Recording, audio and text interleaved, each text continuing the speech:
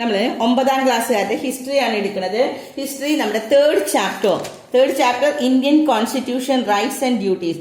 Indian ഭരണഘടനയുടെ അവകാശങ്ങളും കർത്തവ്യങ്ങളെയും കുറിച്ചാണ് നമ്മുടെ അവകാശങ്ങളെ നമ്മൾ കുറിച്ചാണ് പറഞ്ഞിരുന്നത്.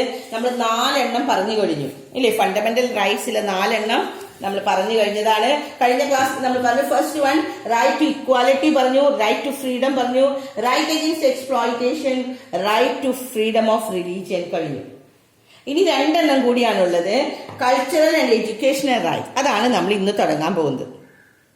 സാംസ്കാരികവും വിദ്യാഭ്യാസപരവുമായിട്ടുള്ള അവകാശങ്ങൾ. ഇവിടെ കുറച്ച് ന്യൂസ് പേപ്പർ റിപ്പോർട്ട്സിലാണ് തന്നേക്കുന്നത്. അത് നമ്മളോടൊന്ന് വായിച്ചു നോക്കാൻ പറഞ്ഞു. ഇവിടെ നിങ്ങൾക്ക് പഠിക്കാനുള്ളത് ഇവിടുന്നാണ്. ഇന്ത്യ എന്ന് പറഞ്ഞാൽ വൈവിധ്യങ്ങളുടെ നാടാണെന്ന്. India is the land of diversity. Diversity എന്ന് പറഞ്ഞാൽ എന്താ?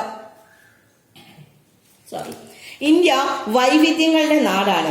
It is inevitable to recognise and respect the diversity for maintaining the unity and the development of the country. Hence, our institution give prime consideration for the protection of minority interest ആണ് നമ്മുടെ കൂടുതൽ പ്രാധാന്യം കൊടുക്കുന്നത്. India വൈവിധ്യങ്ങളുടെ നാടാണെന്ന്. വൈവിധ്യങ്ങളെ അംഗീകരിക്കുകയും ബഹുമാനിക്കുകയും ചെയ്യേണ്ടത് രാജ്യത്തിന്റെ ഐക്യത്തിനും പുരോഗതിക്കും അനിവാര്യമാണ്. നമ്മൾ പറഞ്ഞു ഇന്ത്യ എന്ന് പറഞ്ഞാൽ എല്ലാം ഒരുപോലെയല്ല.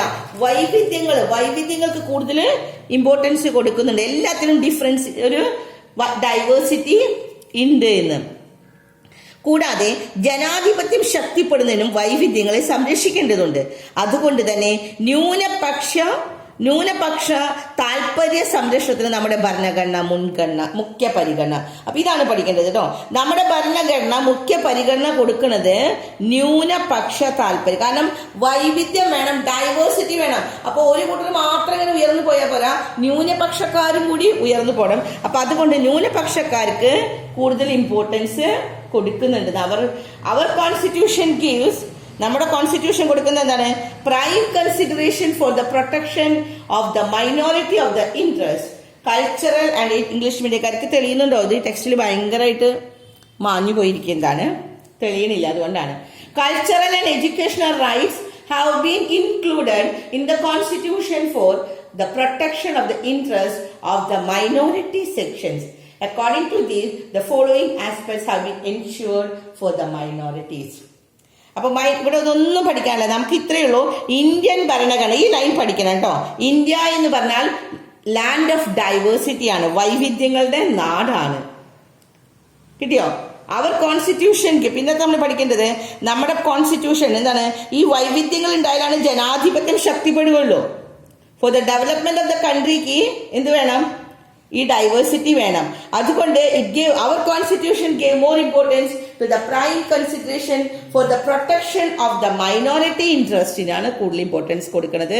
ഈ മൈനോറിറ്റി ഇൻട്രസ്റ്റിന് വേണ്ടി എന്തൊക്കെയാ ചെയ്യുന്നത്? ഈ പോയിന്റ്സ് ആണ് പഠിക്കാനുള്ളൂ. ഇതനുസരിച്ച് ന്യൂനപക്ഷങ്ങൾക്ക് എന്തൊക്കെയാണ് താഴെ പറയുന്നത് ഉറപ്പ് കൊടുക്കുക. ഒന്നെന്താണ്? അവരുടെ ഭാഷ, ലിപി, സംസ്കാരം എന്നിവയുടെ സംരക്ഷണം. പ്രൊട്ടക്ഷൻ ഓഫ് ദെയർ ലാംഗ്വേജ്, അവരുടെ ഭാഷയുടെ സ്ക്രിപ്റ്റ്, അവരുടെ ലിപികള്, അവരുടെ കൾച്ചർ, സംസ്കാരം. രണ്ടാമത്തത് മതഭാഷ ന്യൂനപക്ഷങ്ങൾക്ക് സ്വന്തം ഇഷ്ടപ്രകാരം വിദ്യാഭ്യാസ സ്ഥാപനങ്ങൾ ആരംഭിക്കാനുള്ള സ്വാതന്ത്ര്യം. Religious and linguistic minority, religious മതം, ലാംഗ്വിസ്റ്റിക് ഭാഷ, ഭാഷ ന്യൂനപക്ഷങ്ങൾ, മൈനോറിറ്റീസ് ന്യൂനപക്ഷങ്ങൾക്ക് they have the right to establish and administer educational institution of their choice. ഇതില്ലേ? ഇനി അടുത്തതാണ് നമുക്ക് ലാസ്റ്റ് വൺ ആണ് കോൺസ്റ്റിറ്റ്യൂഷണൽ റൈറ്റ് ടു കോൺസ്റ്റിറ്റ്യൂഷണൽ റെമഡീസിനെ കുറിച്ചാണ് നമ്മൾ പറയുന്നത്. എന്താണ് റൈറ്റ് ടു കോൺസ്റ്റിറ്റ്യൂഷണൽ റെമഡീസ് നോക്കാം. ഭരണഘടനാപരമായിട്ടുള്ള പരിഹാരം കാണാനുള്ള അവകാശം, ഭരണഘടനാപരമായ പരിഹാരം കാണുന്നതിനുള്ള അവകാശം. അത് അടുത്ത പേജിലാണ് ഇനിയുള്ളത്. പേജ് നമ്പർ 46 എടുക്കാം കേട്ടോ. പേജ് നമ്പർ 46 ഭരണഘടനാപരമായിട്ടുള്ള കോൺസ്റ്റിറ്റ്യൂഷൻ നമ്മുടെ ഭരണഘടനയെ കുറിച്ചുള്ളതാണ്. ഭരണഘടനാപരമായിട്ടുള്ള കാര്യങ്ങൾക്കുള്ള പരിഹാരം കേട്ടോ, അതാണ് ഇമ്പോർട്ടന്റ് ആയിട്ടുള്ളത്. നോക്കാം എന്തൊക്കെയാണ് നമുക്ക് കിട്ടുന്നതെന്ന്. The constitution proposes remedial measures if the fundamental rights are, നമ്മുടെ ഈ ഫണ്ടമെന്റൽ റൈറ്റ്സിനെ അവഗണിച്ചാൽ, നമ്മുടെ മൗലിക അവകാശങ്ങളെ അവഗണിച്ചാൽ നമുക്ക് എന്താണ് റൈറ്റ് ടു കോൺസ്റ്റിറ്റ്യൂഷണൽ റെമഡീസ് ഉണ്ട് എന്ന്. This is known as right to constitutional remedies. അപ്പൊ ഇത് ബൈ ഹാർട്ട് ചെയ്യാം. The constitution the constitution proposes remedial measures if the fundamental rights are violated. This is known as right to constitutional remedies. അടയാളപ്പെടുത്തിയോ? മൗലിക അവകാശങ്ങൾ നിഷേധിക്കപ്പെട്ടാൽ അവ പരിഹരിക്കുന്നതിനുള്ള മാർഗങ്ങളും ഭരണഘടന തന്നെ നിർദ്ദേശിക്കുന്നുണ്ട്. ഈ ഭരണഘടന നിർദ്ദേശിക്കുന്ന ഇതിനെയാണ് ഈ പരിഹാരം കാണാനുള്ള ഈ അവകാശം എന്ന് നമ്മൾ പറയുന്നത്. കിട്ടിയോ? മൗലിക അവകാശങ്ങൾ നിഷേധിക്കപ്പെടാൻ, നമ്മുടെ ഫണ്ടമെന്റൽ റൈറ്റ്സ് നിഷേധിച്ചാൽ അവ പരിഹരിക്കാനുള്ള മാർഗങ്ങളും ഭരണഘടനയിൽ തന്നെ ഉണ്ടെന്ന്. ഇത് ഭരണഘടനാപരമായ പരിഹാരം കാണാനുള്ള അവകാശം എന്ന പേരിൽ അറിയപ്പെടുന്നു. പിന്നെ ഇവിടെയാണ് പഠിക്കാനുള്ളത്, മൗലിക അവകാശങ്ങൾ പുനഃസ്ഥാപിക്കാൻ വേണ്ടി കോടതിയിൽ പുറപ്പെടുന്ന ഉത്തരവുകൾ റിട്ട് എന്ന പേരിൽ അറിയപ്പെടുന്നു. എന്താണ് റിട്ട് എന്ന് പറയുന്നത്? നമുക്ക് മൗലിക അവകാശങ്ങൾ നിഷേധിക്കപ്പെട്ടാൽ നമുക്ക് എവിടേക്കൊക്കെ പോകാം? സുപ്രീം കോടതി പോകാം, ഹൈക്കോടതിയിൽ നേരിട്ട് പോകാം. ഇതൊക്കെ ചെയ്യാനുള്ള അവകാശമുണ്ട്. നമ്മുടെ ഫണ്ടമെന്റൽ റൈറ്റ്സ് നമുക്ക് നിഷേധിക്കപ്പെട്ടാൽ ഭരണഘടനാപരമായ പരിഹാരം കാണാനുള്ള അവകാശം ഇപ്രകാരം മൗലിക അവകാശങ്ങൾ പുനഃസ്ഥാപിക്കാൻ വേണ്ടി കോടതികൾ പുറപ്പെടുവിക്കുന്ന ഉത്തരവിനെയാണ് റിട്ട് എന്ന്. അപ്പൊ ഇവിടെ നമുക്ക് ഇതാ പഠിക്കാനുള്ളൂ, എന്താണ് ഭരണഘടനാപരമായ പരിഹാരം കാണാനുള്ള അവകാശം എന്ന് പറഞ്ഞാൽ എന്താണ്. ഈ ടോപ്പിക്കിൽ അത്രയേ ഉള്ളൂ കേട്ടോ. പിന്നെ റിട്ട് എന്താണ് writ? What is writs? Writs എന്ന് പറഞ്ഞാൽ എന്താണ്? ദ ഓർഡേഴ്സ് ഇവിടെ തുടങ്ങി. The orders issued by the respective court for the enforcement of fundamental rights are known as writs. കിട്ടിയില്ലേ? പിന്നെ ഇവിടെ നമുക്ക് ഈ നടുക്കുള്ളത് നിങ്ങൾക്കൊന്ന് മനസ്സിലാക്കിയാൽ മതി. നമുക്ക് എന്താണ് ഈ ഫണ്ടമെന്റൽ റൈറ്റ്സ് വയലേറ്റ് ചെയ്ത് കഴിഞ്ഞാൽ supreme court or high court for enforcing. നമുക്ക് എവിടേക്കൊക്കെ പോകാൻ പറ്റും? സുപ്രീം കോർട്ടിലേക്ക് അല്ലെങ്കിൽ ഹൈക്കോർട്ട് വരെ നമുക്ക് പോകാം. അപ്പോൾ ഫസ്റ്റ് പഠിക്കാനുള്ള question right to the constitutional remedies എന്താണെന്ന്. പിന്നത്തെ ക്വസ്റ്റ്യൻ വാട്ട് ഈസ് റിട്സ്. കിട്ടിയില്ലേ? ഇനി ആ റിട്ടിനെ കുറിച്ച് ഇവിടെ കുറച്ച് പറഞ്ഞിട്ടുണ്ട്. ഇത് നമുക്ക് വായിക്കാനുള്ള പോർഷൻ ആണെങ്കിലും ഇതൊന്ന് മനസ്സിലാക്കി വെക്കണം, ഇതൊന്ന് പഠിക്കണം നിങ്ങൾ കേട്ടോ. റിട്ട് എന്താണെന്ന്. The supreme court and high courts have the power to issue 5 types of writs ഉണ്ട്. 5 തരത്തിലുള്ള റിട്സ് ഉണ്ട് എന്ന്. അത്ര നിങ്ങൾ പഠിച്ചാൽ മതി, അതിന്റെ പേരുകളൊന്നും പഠിക്കണ്ട കേട്ടോ. ഈ fundamental rights for the protection of the fundamental rights അത് മാത്രം ഒന്ന് പഠിച്ചാൽ മതി. ഏതൊക്കെ 5 എണ്ണം നിങ്ങൾക്ക് വരില്ല. സുപ്രീം കോർട്ടും ഹൈക്കോർട്ടും ദേ ഹാവ് ദ പവർ, അവർ പവർ ഉണ്ട്. മൗലിക അവകാശ സംരക്ഷണത്തിന് 5 തരത്തിലുള്ള റിട്ടുകൾ പുറപ്പെടുവിക്കുന്നുണ്ട്. സുപ്രീം കോടതിക്കും ഹൈക്കോടതിക്കുമാണ് അതിനുള്ള അധികാരം. ഇത് ഏതൊക്കെയാണെന്ന് വേണമെങ്കിൽ ഒന്ന് വായിച്ചു വെച്ചാൽ, പക്ഷെ പഠിക്കേണ്ടതൊന്നുമില്ല. ഫേബിയസ് കോർപ്പസ്, മാൻഡമസ്, കോ വാറന്റോ, സെർഷോ റെറ്റെ, പിന്നെ പ്രോഹിബിഷൻ എന്നിവയാണ് ഇതിന്റെ പേരുകൾ. വായിച്ചില്ലേ? ഇത് തന്നെയാണ് ഇവിടെ പറയുന്നത്. എന്തൊക്കെയാണ്? ഹേബിയസ് കോർപ്പസ്, പിന്നെ മാൻഡമസ്, പിന്നെ ക്യോ വാറന്റോ, പിന്നത്തെ സെർഷോറിയെ, പിന്നെ പ്രോഹിബിഷൻ. ആ പേരുകളൊന്നും പഠിക്കേണ്ട ആവശ്യമില്ല. 5 റിട്ടുകൾ ഉണ്ടെന്നുള്ളത് നിങ്ങൾ മനസ്സിലാക്കിയാൽ മതി. സുപ്രീം കോർട്ടിന് ഹൈക്കോർട്ടിനുമാണ് അതിനുള്ള അധികാരം. 5 റിട്സ് എന്തിനാണ് ഉപയോഗിക്കുന്നത് നമ്മൾ പഠിച്ചില്ലേ?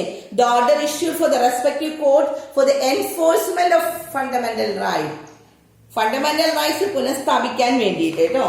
അടുത്തത് നമ്മൾ ഇത്രയും നേരം പഠിച്ച ഒരു ടോപ്പിക്കാണ് ഇവിടെ അവസാനിക്കുന്നത് കേട്ടോ.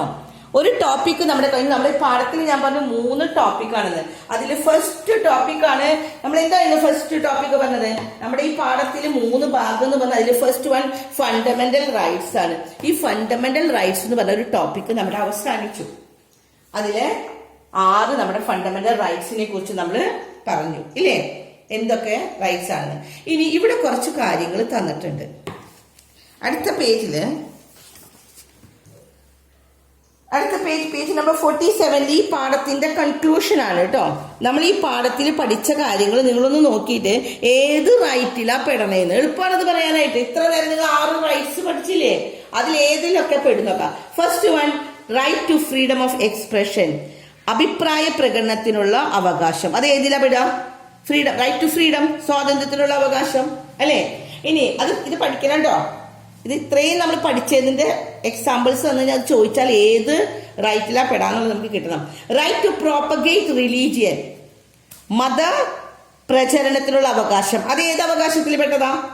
ഫ്രീഡം ഓഫ് റിലീജിയൻ, മത സ്വാതന്ത്ര്യത്തിനുള്ള അവകാശം. പിന്നെ അടുത്തത് right to protect right to form association, അതാണ് മൂന്നാമത്തെ. സംഘടന രൂപീകരിക്കാനുള്ള അവകാശം, അത് ഏതിലാ പറയുന്നത്? റൈറ്റ് ടു ഫ്രീഡത്തില്, സ്വാതന്ത്ര്യത്തിന്റെ.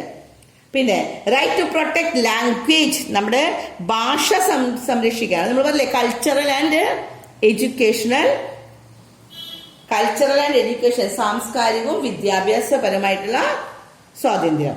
പിന്നെ പ്രൊട്ടക്ഷൻ ഫ്രം ആർബിട്രറി അറസ്റ്റ്, അന്യായമായ അറസ്റ്റിൽ ഇതെല്ലാം നമ്മൾ അതാത് എക്സാമ്പിൾസിൽ പഠിച്ചതാണ്. ഈ 6 കാര്യങ്ങൾ പറഞ്ഞതിലുമുള്ള എക്സാമ്പിൾസ് ആണ് ഇത്. പ്രൊട്ടക്ഷൻ ഫ്രം ആർബിട്രറി അറസ്റ്റ്, ഏതിലാണ്? ആർബിട്രറി അറസ്റ്റ് ചെയ്യാൻ പാടില്ല. ഫ്രീഡം, സ്വാതന്ത്ര്യത്തിൽ അല്ലെ, റൈറ്റ് ടു ഫ്രീഡത്തില്, സ്വാതന്ത്ര്യത്തിനുള്ള അവകാശം. ഇനി abolition of gender and discrimination, abolition of gender ഏതില്ല? റൈറ്റ് ടു ഇക്വാലിറ്റി, സമത്വം അല്ലേ പറയണത്. സ്ത്രീ പുരുഷ വിവേചനം ഇല്ലാതാക്കല്, എന്തിനാണ്? സമത്വത്തിന്റെ അവകാശം. പിന്നെ right to approach the court if equality is neglected, equality എന്ന് പറഞ്ഞ സമത്വം എന്ന് പറഞ്ഞ നമ്മുടെ അവകാശം. ആ അവകാശത്തിനെ നിഷേധിച്ചു കഴിഞ്ഞാൽ നമുക്ക് എവിടേക്ക് പോകാം? സുപ്രീം കോർട്ടിലേക്ക് കോർട്ടിലേക്ക് പോകാം. അത് ഏതാ ഇപ്പൊ പറഞ്ഞത്? ഇപ്പൊ തന്നെ നമ്മൾ പറഞ്ഞത് എന്താണ്? കോൺസ്റ്റിറ്റ്യൂഷണൽ റെമഡീസ് ആണ് അല്ലെ, ഭരണഘടനാപരമായിട്ടുള്ള പരിഹാരങ്ങൾ. എന്ന് വെച്ചാൽ നമ്മുടെ അവകാശങ്ങളെ, നമ്മുടെ 6 അവകാശങ്ങൾ നമ്മൾ പറഞ്ഞു, മൗലിക അവകാശങ്ങൾ ഇത് നിഷേധിച്ചാൽ നമുക്ക് കോടതിയിലേക്ക് പോകാമെന്ന്, കേസ് ഫയൽ ചെയ്യാം എന്ന് പറയുന്നത് ഏതാണ്? കോൺസ്റ്റിറ്റ്യൂഷണൽ റെമഡീസിലാണ്. ഇനി ലാസ്റ്റ് വൺ, കുട്ടികൾക്ക് അപകടകരമായ തൊഴിൽ സാഹചര്യങ്ങളിൽ, അത് നമ്മൾ പറഞ്ഞതല്ല, അതിന്റെ എക്സാമ്പിൾ വന്ന പേജിലാണ് പറഞ്ഞത്. റൈറ്റ് അഗെയിൻസ്റ്റ് എക്സ്പ്ലോയിറ്റേഷൻ അല്ലെ, protection of the children from engaging the dangerous job, അതെന്താണ്? Right against exploitation.